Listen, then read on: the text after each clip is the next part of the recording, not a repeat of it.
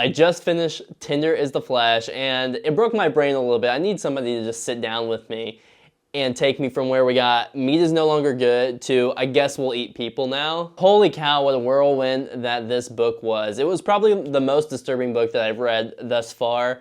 You're pretty much dropped into a world where there has been a virus that has infected almost every animal, making their meat no longer good for consumption. I think that if you eat any animal products, you die, basically.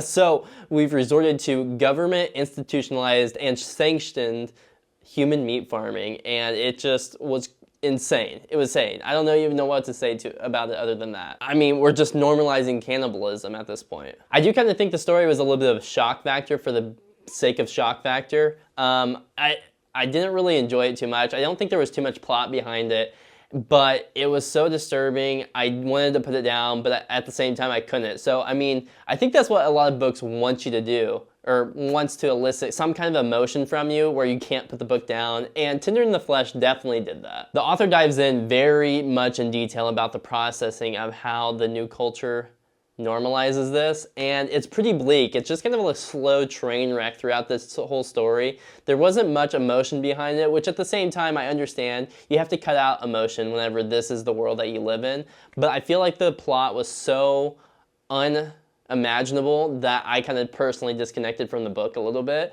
I like dystopian type things, but this one was so far out there. Like, there's so many different options, you know? Impossible meat, I've heard it's pretty good. Or a plant-based diet. We just jumped straight to we need meat, so we're gonna start eating humans. It was insane. I never really connected with the main character much. I don't know what it was, just I couldn't get on board with him. There were some really crazy twists. The story was very brutal. It was an interesting dive into kind of more of a horror type book, which I really didn't know what I expected jumping into it, but it was okay. Like I said, the plot really wasn't there for me.